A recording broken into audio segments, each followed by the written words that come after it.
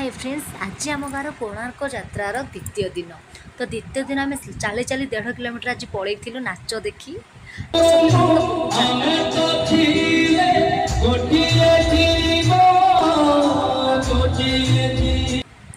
आ ओम कुमार को भॉइस रे इतने शुणला पर ना कौन कह जो जो सब बेस्ट सीन आप आगे देखिए।